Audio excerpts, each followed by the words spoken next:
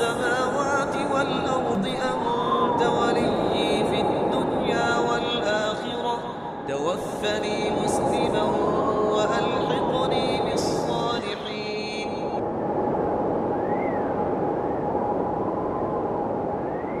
نحمده ونصلي على رسوله الكريم أما بعد فأعوذ بالله من الشيطان الرجيم بسم الله الرحمن الرحيم رب اشرح لي صدري ويسر لي أمري واحلل عقدة من لساني يفقهوا قولي وما أرسلنا من قبلك إلا رجالا نوحي إليهم من أهل القرى.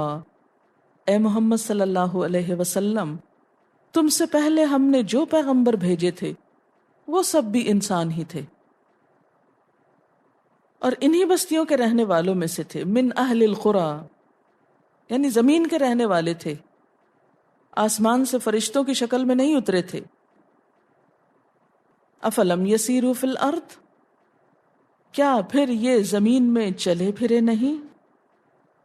فینظروا، تو وہ دیکھتے. کیف کان عاقبۃ الذین من قبلہم، کیا ہوا، کیسے ہوا انجام ان لوگوں کا جو ان سے پہلے گزرے. ولدار الآخرۃ خیر للذین اتقوا، اور البتہ گھر آخرت کا بہتر ہے ان لوگوں کے لیے جو تقوی کریں. افلا تعقلون، کیا تم عقل نہیں رکھتے ہو، کیا تم سمجھتے نہیں ہو. حتی اذا استیأس الرسل، یہاں تک کہ جب مایوس ہو گئے رسول. کس سے؟ لوگوں سے. ابھی تو ہم نے پڑھا تھا مایوسی درست نہیں، تو وہ ہے اللہ کی ذات سے مایوس ہونا. اور یہاں کیا ہے؟ لوگوں کے انداز سے مایوس ہونا کہ اب ان میں کوئی خیر نہیں، ان تلوں میں تیل نہیں. وَظَنُّوا، اور انہوں نے سمجھا، یعنی لوگوں نے سمجھا، انہم قد کذبوا، کہ ان سے جھوٹ بولا گیا ہے. یعنی پیغمبروں کی بات کو انہوں نے جھوٹ سمجھا کہ رسولوں نے ہم سے جھوٹ کہا ہے. جاءہم نصرنا، آ گئی ان کے پاس. کن کے پاس؟ پیغمبروں کے پاس. کیا آ گئی؟ نصرنا، ہماری مدد. یعنی اللہ کا عذاب کب آتا ہے؟ جیسے وہ بستیوں کے اوپر آیا، جب حال یہ ہو جاتا ہے کہ لوگوں کے اندر سے بالکل جذب کی صلاحیت ختم ہو جاتی، کھلا کھلا حق دیکھ کر بھی وہ مانتے نہیں، حق کو ڈینائی کرنے لگتے ہیں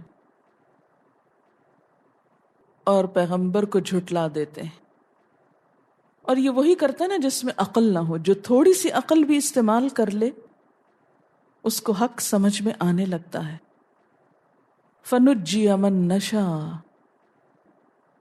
تو بچا لیا گیا جس کو ہم نے چاہا. نجیا، بچا لیا گیا. وَلَا يُرَدُّ بَأْسُنَا عَنِ الْقَوْمِ الْمُجْرِمِينَ، اور نہیں پھیرا جاتا ہمارا عذاب مجرم قوم سے. کس کو بچایا گیا؟ اللہ نے کس کو بچایا عذاب سے ہمیشہ؟ پیغمبروں کو اور ان پر ایمان لانے والوں کو. اور مجرم قوم عذاب کے لپیٹ میں آ کر رہی. لَقَدْ كَانَ فِي قَصَصِهِمْ عِبْرَةٌ لِأُولِي الْأَلْبَابِ، البتہ تحقیق ہے ان کے قصوں میں عبرت. کس کے لیے؟ عقل والوں کے لیے، اُولِي الْأَلْبَابِ کے لیے. یہ سارے قصے عقل والوں کو فائدہ دیتے ہیں. ما کان حدیثا یفترا، یہ ایسی ہی من گھڑت باتیں نہیں ہیں، کوئی ایسی بات نہیں جو ایسے ہی گھڑ لی گئی ہو. ولیکن، لیکن، تصدیق الذی، تصدیق ہے اس چیز کی، بین یدیہ، جو اس سے پہلے گزری، یعنی پچھلی کتابیں.